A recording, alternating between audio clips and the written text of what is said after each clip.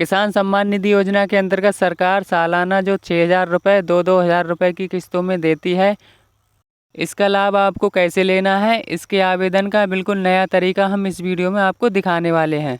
इसकी पात्रता की बात करें तो आपके नाम पर भूमि होनी चाहिए और ये 2 हेक्टेयर से अधिक नहीं होनी चाहिए। अगर आपने 1 फरवरी 2019 के बाद भूमि खरीदी है तब आपको इस योजना का लाभ नहीं मिलेगा। 1 फरवरी 2019 से पहले खरीदी हुई भूमि पर आप योजना का लाभ लेने के लिए पात्र होंगे। अगर विरासत या अन्य किसी माध्यम से भूमि आपके नाम कभी भी ट्रांसफ़र हुई हो तब आप इस योजना का लाभ ले सकते हैं। इसका आवेदन आप 2 तरह से कर सकते हैं। अगर आपके आधार कार्ड में मोबाइल नंबर लिंक है तब आप आधार OTP के द्वारा इसका आवेदन घर बैठे कर सकते हैं। अगर आपके आधार कार्ड में मोबाइल नंबर लिंक नहीं है तब आप अपने नज़दीकी CSC सेंटर पर जाकर इसका आवेदन करवा सकते हैं। इस वीडियो में हम आधार OTP से सम्मान निधि योजना का आवेदन करके दिखाएंगे। वीडियो में आगे बढ़ने से पहले आपसे छोटी सी रिक्वेस्ट है, अगर आपने हमारे YouTube चैनल को अभी तक सब्सक्राइब नहीं किया है तो हमारे चैनल को सब्सक्राइब करें और वीडियो को लाइक और शेयर करें। इसका ऑनलाइन आवेदन करने के लिए आपको गूगल पर PM किसान टाइप करने के बाद इसकी ऑफिशियल वेबसाइट pmkisan.gov.in मिल जाएगी, जिसका लिंक आपको वीडियो के डिस्क्रिप्शन में मिल जाएगा। इस वेबसाइट पर आने के बाद सबसे पहले हमें न्यू फार्मर रजिस्ट्रेशन पर क्लिक कर लेना है। इसके बाद सबसे पहले अपना आधार नंबर यहाँ पर फिल कर लेना है। इसके बाद अपना मोबाइल नंबर फिल कर लेना है। मोबाइल नंबर फिल करने के बाद अपनी स्टेट चूज कर लेनी है। अब कैप्चा फिल करके गेट OTP पर क्लिक कर लेना है। इसके बाद हमने यहाँ पर जो मोबाइल नंबर फिल किया है उस पर एक OTP आ जाती है, उस OTP को यहाँ फिल कर लेना है और कैप्चा फिल करके सबमिट पर क्लिक कर लेना है। इतना करने के बाद हमारे आधार कार्ड में जो मोबाइल नंबर लिंक है उस पर एक OTP आ जाती है। अब फिर से कैप्चा फिल कर लेना है और उस OTP को फिल करके वेरीफाई आधार OTP पर क्लिक कर लेना है। इतना करते ही सम्मान निधि योजना का एप्लीकेशन फॉर्म खुल जाता है। यहाँ पर सबसे पहले अपना डिस्ट्रिक्ट चूज कर लेना है। सब डिस्ट्रिक्ट में अपनी तहसील चूज कर लेनी है। अब अपना ब्लॉक चूज कर लेना है। इसके बाद अपना गाँव चूज कर लेना है। अब अपनी कैटेगरी चूज कर लेनी है, जनरल SC ST जो भी आपकी कैटेगरी है। इसके बाद फार्मर टाइप में स्मॉल 2 हेक्टेयर फिल कर लेना है। अब इस पेज को नीचे स्क्रॉल कर लेना है। यहाँ पर अपनी लैंड रजिस्ट्रेशन ID फिल कर लेनी है। Land registration ID real time खतौनी पर लिखी होती है, ये 16 अंक की होती है। खतौनी में देखकर आप इसे फिल कर सकते हैं। इसके बाद आप राशन कार्ड नंबर फिल करना चाहें तो फिल कर सकते हैं। अब PM किसान मानधन योजना में नो पर क्लिक कर लेना है। अब भूमि की डिटेल फिल कर लेनी है। सबसे पहले ऐड पर क्लिक कर लेना है। इसके बाद ऑनरशिप लैंड होल्डिंग में अगर खतौनी में आपके अकेले का नाम है तब आपको सिंगल पर क्लिक कर लेना है, और अगर आपकी खतौनी में अन्य सह खातेदार भी शामिल हैं तब आपको ज्वाइंट पर क्लिक कर लेना है। इसके बाद खतौनी की खाता संख्या फिल कर लेनी है।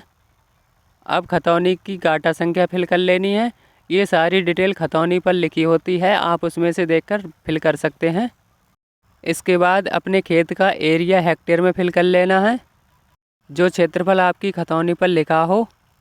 इसके बाद लैंड ट्रांसफ़र स्टेटस में अगर भूमि आपके नाम 1 फरवरी 2019 से पहले आई है तो B4 पर क्लिक कर लेना है। अगर 1 फरवरी 2019 के बाद आई है तो आफ्टर पर क्लिक कर लेना है। इसके बाद लैंड ट्रांसफ़र स्टेटस में चूज कर लेना है कि भूमि आपके नाम कैसे ट्रांसफ़र हुई है। जैसे पति की मृत्यु के बाद आई है तो डेथ ऑफ हस्बैंड चूज कर लेना है। अगर पिता की मृत्यु के बाद आई है तो डेथ ऑफ फादर चूज कर लेना है। पैतृक भूमि अगर विरासत में मिली है तब असेंस्ट्रल लैंड विरासत चूज कर लेना है। अगर भूमि खरीदी हुई है तो परचेज ऑफ लैंड चूज कर लेना है। अगर भूमि उपहार में मिली है तो गिफ्टेड चूज कर लेना है। और यदि भूमि अनुदान के रूप में आवंटित की गई है तो लैंड ग्रांट अलॉटमेंट पर क्लिक कर लेना है। इनमें से जिस भी प्रकार से भूमि आपके नाम ट्रांसफ़र हुई है उसे चूज कर लेना है। इसके बाद लैंड डेट वेस्टिंग में आपको चूज कर लेना है कि भूमि आपके नाम किस डेट को ट्रांसफ़र हुई है। इसके बाद पट्टा नंबर में नो सेलेक्ट रहने देना है। अब identity of previous owner Aadhaar number में अगर आपके पास भूमि के प्रीवियस ऑनर का आधार नंबर है तो उसे यहाँ फिल कर लेना है। अगर प्रीवियस ऑनर का आधार नंबर नहीं है तो यहाँ पर 0 फिल कर लेना है। इसके बाद ऐड पर क्लिक कर लेना है। इसके बाद हमारी भूमि की डिटेल ऐड हो जाती है। अब हमें खतौनी अपलोड कर लेना है, जिसका साइज़ 200 KB से कम होना चाहिए और PDF फॉर्मेट में होना चाहिए। खतौनी अपलोड करने से पहले आपको इस बात का ध्यान रखना है कि आपकी खतौनी की डिटेल क्लियर एवं स्पष्ट दिखनी चाहिए तथा खतौनी पर आवेदक के नाम को हाइलाइटर से हाईलाइट कर लेना है। अगर आपके पास हाइलाइटर नहीं है तब आपको पेन से आवेदक के नाम पर मार्क कर लेना है। इसके बाद खतौनी को फाइल से चूज कर लेना है। अब सेव पर क्लिक कर लेना है। इसके बाद हमारी सम्मान निधि का फॉर्म सक्सेसफुली सबमिट हो जाता है। इसके बाद आप वेबसाइट के होम पेज पर आकर इसके स्टेटस को चेक कर सकते हैं। यहाँ पर आपको status of self register farmers के ऑप्शन पर क्लिक कर लेना है। इसके बाद अपना आधार नंबर फिल कर लेना है। अब कैप्चा फिल करके सर्च पर क्लिक कर लेना है। इसके बाद हमारी सम्मान निधि का स्टेटस शो हो जाता है। यहाँ पर आप देख सकते हो कि अभी हमारा सम्मान निधि का फार्म ब्लॉक और तहसील लेवल पर अप्रूवल के लिए पेंडिंग में शो कर रहा है। अब आपको खतौनी, आधार कार्ड और बैंक की किताब लेकर अपनी तहसील में कृषि विभाग कार्यालय या आपकी तहसील में जहाँ पर भी सम्मान निधि फार्म अप्रूव किए जाते हैं वहाँ पर इन सभी डॉक्यूमेंट को जमा कर देना है। तहसील से वेरीफाई होने के बाद आपको फार्म को डिस्ट्रिक्ट से वेरीफाई कराना होगा। डिस्ट्रिक्ट वाले कभी कभी स्वयं ही वेरीफाई कर देते हैं। इसके बाद स्टेट लेवल पर ये खुद ही वेरीफाई कर दिया जाता है। इसके बाद आपकी सम्मान निधि आना शुरू हो जाएगी। इस प्रकार हम सम्मान निधि योजना के लिए आवेदन कर सकते हैं। अगर आपको ये वीडियो अच्छी लगी हो तो वीडियो को लाइक करें और चैनल को सब्सक्राइब करें। वीडियो पूरा देखने के लिए आप सभी का बहुत बहुत धन्यवाद।